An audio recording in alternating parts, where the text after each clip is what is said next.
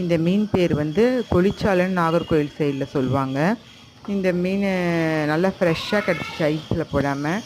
அந்த தலையெல்லாம் கொஞ்சம் குழம்புல போட்டால் கொஞ்சம் வாசனையாக தலை பிடிக்கும் சாப்பிட்றதுக்கு குழந்தைங்களுக்குலாம். அதுக்காக நாங்கள் அதை போட்டிருக்கேன். அதில் உள்ள அந்த இதெல்லாம் எடுத்தாச்சு. ஏன்னா முழுசாக தலையை அப்படியே போட்டிருக்காங்கன்னு நினைக்காதீங்க. அப்புறம் அந்த மீன் முட்டை அப்படியே மீன் பாருங்கள், ஐஸில் வைக்காமல் அவ்வளோ ஃப்ரெஷ்ஷாக இருந்துச்சு.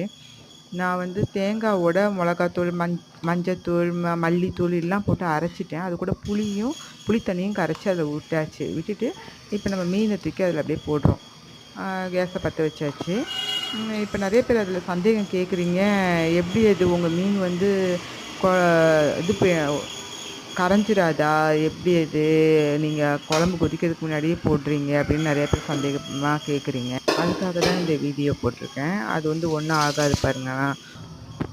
இது நாகர்கோவில் ஸ்டைல்னாலே எல்லாத்தையும் போட்டுருவாங்க. அப்புறம் இப்போ வெங்காயத்தை சின்ன சின்னதாக வெட்டி வச்சுருக்கேன். வெங்காயம் போட்டேன், 2 பச்சை மிளகா போட்டிருக்கேன். அப்புறம் வந்து தக்காளி போடுறோம். உங்களுக்கு காரம் எவ்வளோ சேர்த்துப்பீங்களோ அந்த அளவுக்கு காரமும் சேர்த்து மிளகாத்தூள்லாம் நீங்கள் போட்டுக்கலாம்.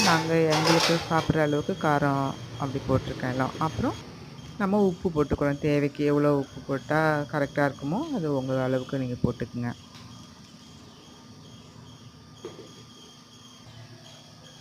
அப்புறம் மூடி வச்சிடுறோம்.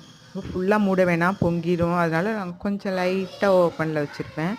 பாருங்கள், இப்போ லைட்டாக குழம்பு கொதிக்க ஆரம்பிக்குது. நிறைய பேர் குழம்பு என்ன நல்லா இது பண்ண வேணாமா, எப்படி நீங்கள் அதுக்குள்ளேயும் ஆஃப் பண்ணிட்டீங்கன்னு சொல்லிட்டு தான் போன குழம்பு வச்சு இந்த வீடியோவில் கேட்டிருந்தீங்க.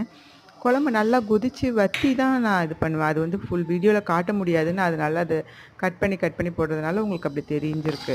பாருங்கள், நல்லா குழம்பு கொதிக்குது பாருங்கள்.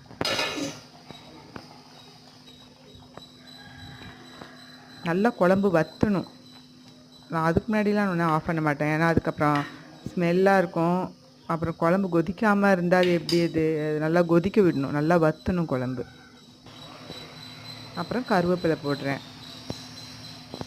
நாங்கள் தாளிக்காமல் அதுக்கு பதில் இதெல்லாம் பண்ணியிருக்கேன். இப்போ தேங்காய் எண்ணெய் கொஞ்சம் ஊற்றுறேன். நான் தேங்காய் எண்ணெயும் ஊற்றலாம். அப்படியே தாளித்து தான் போடணுன்னு இல்லை. இது ஒரு ஸ்டைல் இப்படி எண்ணெய் ஊற்றிடுவாங்க. கையில் கொஞ்சம் ஊற்றி கரெக்டாக உப்பு இருக்கான்னு பார்க்கலான்னு கையில் ஊற்ற போனேன். பயங்கர சூடாக இருந்தது, அதனால என்னால் ஊற்ற முடியல.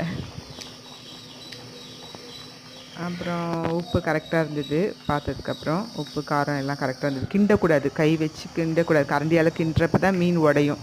இப்போ நம்ம உடையாமல் இருக்கிறதுக்கு தான் இந்த துணியை பிடிச்சி இப்படி அதை சுற்றி அப்படி தான் பண்ணுவாங்க இங்கெல்லாம்.